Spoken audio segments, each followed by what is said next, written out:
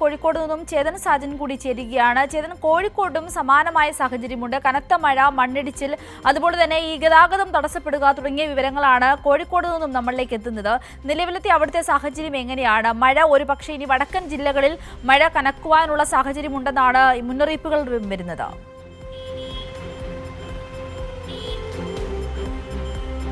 സിന്ധൂരി, ഈ മധ്യ കേരളത്തിലും അതുപോലെ തന്നെ ഈ തെക്കൻ ജില്ലകളിലും അത്ര കാഠിന്യം വടക്കൻ മേഖലയിൽ ഇല്ല എന്ന് വേണം. അത് വലിയ രീതിയിലൊരു ആശ്വാസം തന്നെയാണ്. എങ്കിൽ കൂടി നേരിയ ചില നാശനഷ്ടങ്ങളൊക്കെ കോഴിക്കോട് ജില്ലയിൽ റിപ്പോർട്ട് ചെയ്തിട്ടുണ്ട്. താമരശ്ശേരി കുടുക്കിൽ ഉമ്മറം അമ്പായക്കുന്ന അബ്ദുൾ റഷീദിൻ്റെ വീടിൻ്റെ സംരക്ഷണ ഭിത്തിയും അതുപോലെ തന്നെ കിണറിൻ്റെ ആൽമറയും തകർന്നിട്ടുണ്ട്. അതുപോലെ തന്നെ വിലങ്ങാട് കഴിഞ്ഞ 2 വർഷം മുമ്പ് പ്രളയം വന്ന മേഖല കൂടിയാണ്. വിലങ്ങാട് മലയോരത്തും ഇപ്പോൾ അതിശക്തമായ മഴ പെയ്യുന്നുണ്ട്. വനമേഖലയോട് അടുത്തു കിടക്കുന്ന പ്രദേശങ്ങളിലും ഇപ്പോൾ മഴ കനക്കുകയാണ്. പാനോം, വായാട്, മലയങ്ങാട് ഭാഗങ്ങളിലും മഴ ശക്തി ആർജിക്കുന്നുണ്ട്.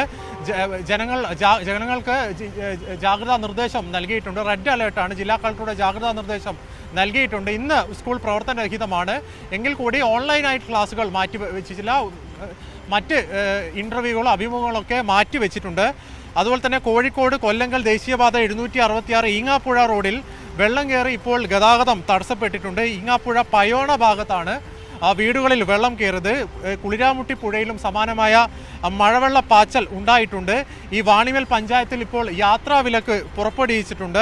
ഈ വിലങ്ങാട് മണിയച്ചിളിയിൽ നിന്ന് 3 കുടുംബങ്ങളിലായി 15 പേരെ ഇപ്പോൾ ബന്ധുവീടുകളിലേക്ക് മാറ്റിയിട്ടുണ്ട്. ഞാനിപ്പോൾ നിൽക്കുന്നത് ഈ കോഴിക്കോട് സ്റ്റേഡിയം ജംഗ്ഷനിലാണ്. ഈ കോഴിക്കോട് സ്റ്റേഡിയം ജംഗ്ഷൻ്റെ ദൃശ്യങ്ങളാണ് ഇപ്പോൾ പ്രേക്ഷകർ തത്സമയം കാണുന്നത്. കോഴിക്കോടിൻ്റെ നഗരഭാഗത്ത് തന്നെയാണ്. കോഴിക്കോട് പുതിയ ബസ് സ്റ്റാൻഡിന് തൊട്ട് സമീപത്തുള്ള പ്രദേശമാണ്. ഇവിടെ വെള്ളം കയറി ഗതാഗതം തടസ്സപ്പെടുന്ന ഒരു കാഴ്ച നമ്മൾക്ക് കാണാൻ വേണ്ടി സാധിക്കുന്നുണ്ട്. അതുപോലെ തന്നെ സമാനമായി കോഴിക്കോടിന് പുറത്ത് മാവൂർ റോഡ് കോട്ടൂളിയിലും ഈങ്ങാപ്പുഴ റോഡിലുമൊക്കെ സമാനമായി വെള്ളക്കെട്ടുണ്ടാവുന്ന സാഹചര്യം ഉണ്ടായിട്ടുണ്ട്.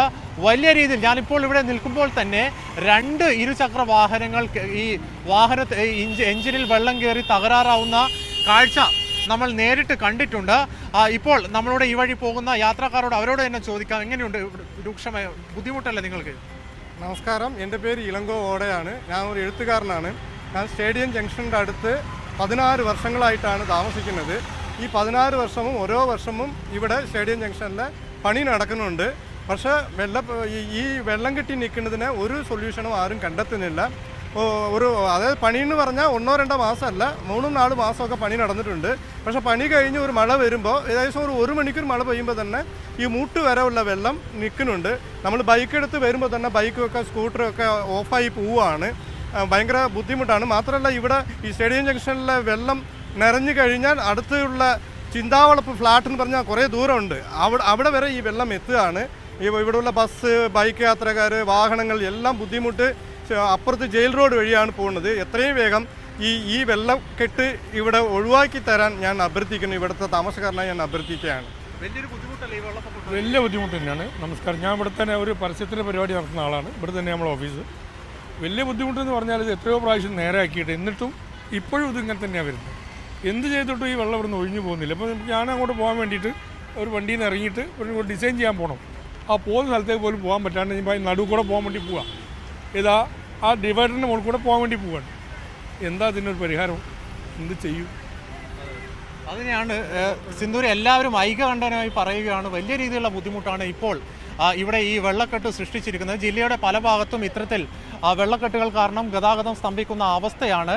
പ്രത്യേകിച്ച് ഒരു വലിയ ഈ വാഹനങ്ങളെ അത് നേരിട്ട് ബാധിക്കുന്നതായിരിക്കും. മറ്റൊന്നുമല്ല, ഇത്തരത്തിൽ ഈ വെള്ളപ്പൊക്കത്തിൽ വാഹനം ഓഫായാൽ പലരും അതറിയാതെ തന്നെ വീണ്ടും ഓണാവാൻ ശ്രമിക്കുമ്പോൾ എഞ്ചിനിലേക്ക് വെള്ളം കയറി വാഹനം പൂർണ്ണമായും പ്രവർത്തനരഹിതമാവുന്ന കാഴ്ചയാണ് നമുക്ക് കാണാൻ വേണ്ടി സാധിക്കുന്നത്. പലരും ബൈക്ക് തന്നെ തള്ളിക്കൊണ്ടുപോകുന്ന കാഴ്ചയും ഇവിടെ കാണാൻ വേണ്ടി സാധിക്കുന്നുണ്ട്. ഇപ്പോൾ പ്രേക്ഷകർ ദൃശ്യങ്ങളിൽ കാണുന്നത് വളരെ ബുദ്ധിമുട്ടി ഈ റോഡ് ക്രോസ് ചെയ്യാൻ വേണ്ടി ജനങ്ങൾ വളരെ ബുദ്ധിമുട്ടി. ഒരു പക്ഷേ അവരുടെ ജീവൻ പണയം വെച്ച് പോലും ഈ റോഡ് ക്രോസ് ചെയ്യുന്ന ഒരു കാഴ്ചയും നമ്മൾക്ക് കാണാൻ സാധിക്കുന്നതാണ്. വലിയ രീതിയിലുള്ള ഒരു അപകടം ഇതിൻ്റെ പിന്നിൽ ഒളിഞ്ഞിരിക്കുന്നുണ്ട്. പലരും ഇങ്ങോട്ടേക്ക് പോകാനും അതുവഴി അക്കരെ കടക്കാനും സാധിക്കാത്ത കുടുങ്ങിക്കിടക്കുന്ന കാഴ്ചയും നമുക്ക് ഇവിടെ കാണാൻ വേണ്ടി സാധിക്കുന്നുണ്ട്. ഏതായാലും ഈ മധ്യ കേരളത്തിലെ അതുപോലെ തന്നെ തെക്കൻ കേരളത്തെ പോലെ വലിയൊരു മഴയോ കെടുതിയോ ഇതുവരെ ജില്ലയിൽ ഉടനീളം റിപ്പോർട്ട് ചെയ്തിട്ടില്ല. വലിയ ആശ്വാസകരം തന്നെയാണ്. എങ്കിൽ കൂടി ജനങ്ങൾക്ക് ജാഗ്രത പാലിക്കാനുണ്ട്. അധികാരികളുടെ ജാഗ്രതാ നിർദ്ദേശം ജനങ്ങൾ കർശനമായി പാലിക്കണമെന്നാണ് നമുക്കിപ്പോൾ ഈ ഘട്ടത്തിൽ പറയാൻ സാധിക്കുന്നത്. സിന്ധൂരി.